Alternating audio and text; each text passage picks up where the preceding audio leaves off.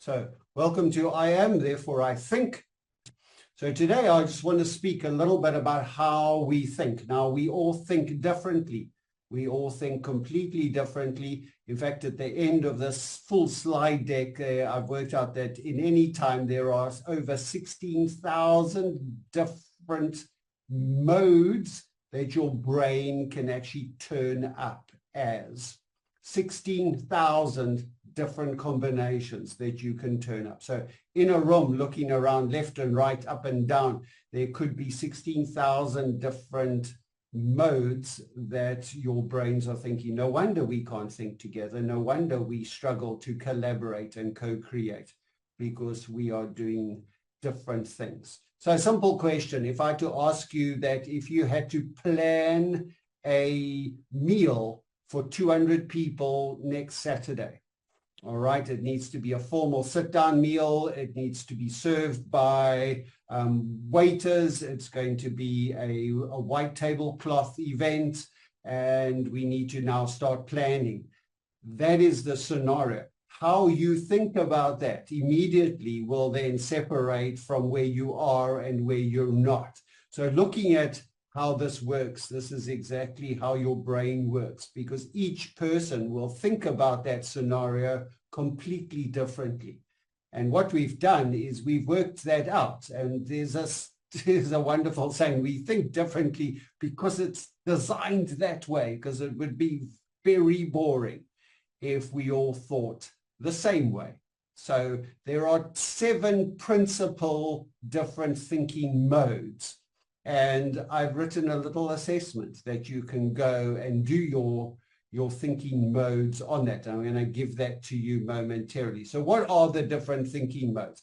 Well, we put them out in a nice simple diagram here, and we'll go through them one by one today, because that's literally what I want to share with you, the different thinking styles, the way we address an initial problem, the way we think, the way we naturally migrate to when we're thinking about thinking or thinking about a problem.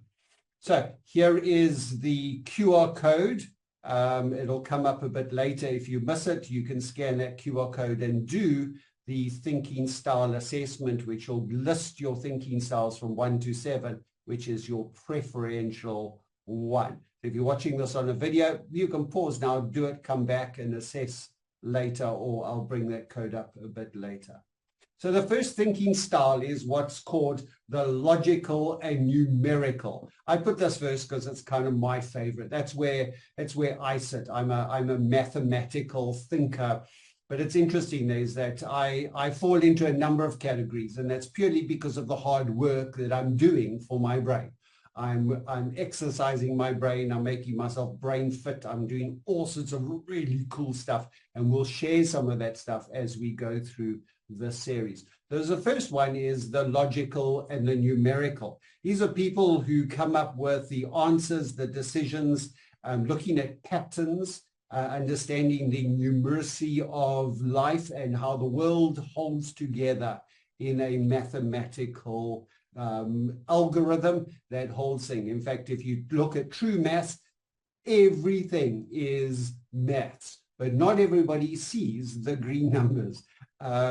It is a way there. So this is simple logic, step 1, step 2, step 3, step 4. Naturally, some people like to work in and around that. So first thinking style is logical and numerical. People who see patterns and rules and love to solve problems around that.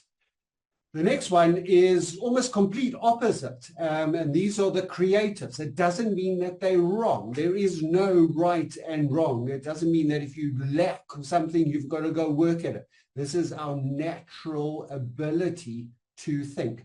There are people who are naturally creative. They have new ideas all the time. They think in pretty pictures. They're creative. They're thinking out of the box. In fact, the box for these people doesn't even exist. They love innovation. They love to think in stories. They see ideas and concepts If you want an original idea, a new innovative idea, go find a creative person or embody your inner creative person. And that would be a really good way to do that. So that's the second thinking style, are the creatives. And we jump back to just next door to creatives, the musical thinker. Now, this is somebody who is not me. Knowing who you are, knowing who you're not is vitally important, I think, in life. I am not a musical thinker. I do not enjoy music. I do not follow music. And I'm quite happy with that.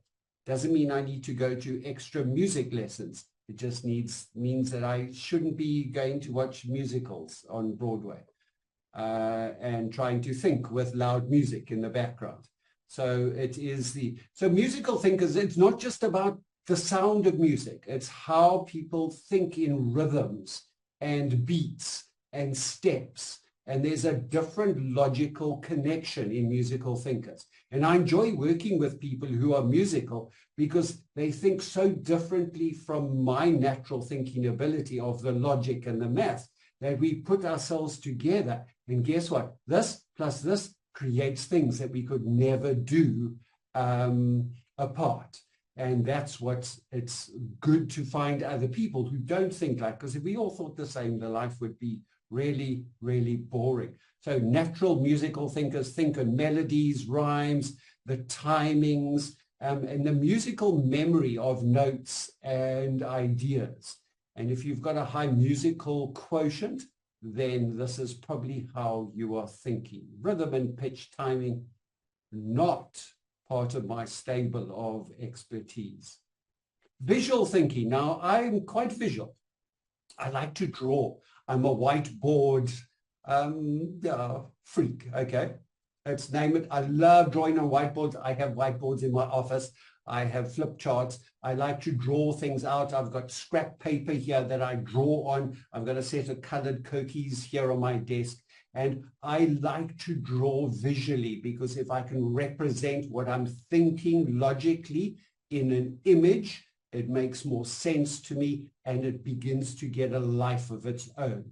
So visual thinkers are people who like to do drawings, layouts, models, plans. Let's do the Gantt chart. Let's do the flow chart. Let's do the brainstorming. Let's do all these little diagrams. They obviously well attuned to technology around design. So they would have the Adobe suite and mind mapping and all the different things.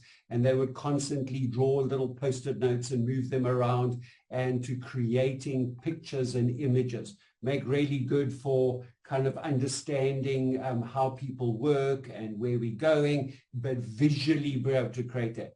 Pie charts were invented by, yes, a woman, and pie charts were used by this woman, in fact, Florence Nightingale, and she created pie charts because she thought in images. She was a nurse and had to represent some of that information to the government in the UK. And when she went to the local government with facts and figures, they didn't understand. So she went back and invented pie charts and showed them healthcare in the UK in a pie chart format. And people got it. And it was really, really important. So even today, pie charts and infographics, as we call them today, are created for visual thinkers or by visual thinkers to portray information for us all. So we move on to the next thinking style, and this is social. Now, I know a whole lot of people that are right at the top of this. These are the people who like to talk to think.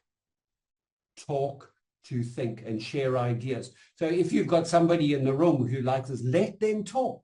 Let them, because they talk through as they're thinking. Their first sentence might not make any sense at all, but their 10th sentence will, and they need to think through this. So clash, if you get a logical thinker and a social thinker in the room together, the logical thinker would get to the conclusion in about 20 seconds. The social thinker might take 30 minutes. because they need to think through as they're processing. They would need to, hang on, I need to go speak to somebody else. I need to go walk around the block while I'm talking to myself. These are the people who speak to themselves while they're driving. These are the people who need somebody on a call to process information. They love to talk in the evenings and get through all the information with somebody else. Two social thinkers at the same time. Just takes forever to get to a conclusion. But when they get to the conclusion, it's a good conclusion because they've processed that thinking in their social styles as they get through that information. So our next one then is the verbal thinker. And these are the people who communicate. So these are not, they're not thinking while they're speaking. They've thought, but have to communicate it back. These are the presentation people. Go away, prepare a presentation, come back and present to us formally in a way that is going to be, it's a one-way communication rather than the social, which is a two-way communication. So these are people, again, you are going to introduce the problem to us, and then we will think about it. And when they speak about that, they're doing the introduction, they're doing their first pitch to a group around this. They would always be the MC or the introduction people that you would use, and they would then speak out very clearly and denote all these things. And then the visual person is building the stuff, the logical person is doing the social person saying, oh, I must do this and this. The music person is making rhymes in their head, and you can see they're the instigator of thinkers. If you keep these people quiet in the beginning, they do not contribute. They will shut down and then isolate themselves. So you always give your verbal person that's hoping that they're not a social person masking as a verbal person, because then you're going to get a completely different opening as we go there. And then we have the reflective people. Now, this is me on some days as well. I like to be left alone to think. In fact, some days I put on my headphones. They got noise cancelling technology in them, and I sit down at a coffee shop, I order a good cup of coffee and maybe a sandwich, and I sit and think in complete silence. And that is where I think best. All right. And I need to reflect. Often at night, I will sit up in bed and I will sit for a good couple of hours in the dark, just thinking, just processing. I'm very happy alone, thinking on my own. That is what some people, it's their worst nightmare to think alone, because they need to be social. They need to talk. They need to draw a picture. I'm quite happy alone with my brain. In fact, me and my brain, we are best friends, and we like to think alone and process information there. So this creates deep thought. This creates good ideation. And it's often reflective, because scenario thinking happens in this mode, and there's over and over, what about this, what about this, and we're thinking through all the different variables, all the different possibilities, and then be able to go there and present that into another visual way, or I'm going to present those modes. So I like to think through pretty much everything I do before it is done. It's what we call the first creation. Happens in deep reflective thinking. So those are the 7 thinking modes, and that is literally what I wanted to share with you today. Here again is the QR code for the thinking style assessment. You can just click on it. It's done on your phone. It gives you an answer right there. We're not capturing anything. This is my gift to you if you want to do that for yourself. And what we have here is, this is all part of what I call my Black Belt series. It's a series of 6 books, in fact now 7 books, that are all related to thinking styles and artificial intelligence around it. If you want to know anything more about this or any of these books or related keynotes and workshops, then I would really encourage you to come and chat to me. My name is Bruce Wade. You can find more about me on brucewade.co.za, or you can scan that QR code to add all my details to your phone, and then go click on my link tree and send me a message and book a slot in my diary. so we can have a virtual coffee and a chat about your brain, your future, and how we can improve that. Thank you very much.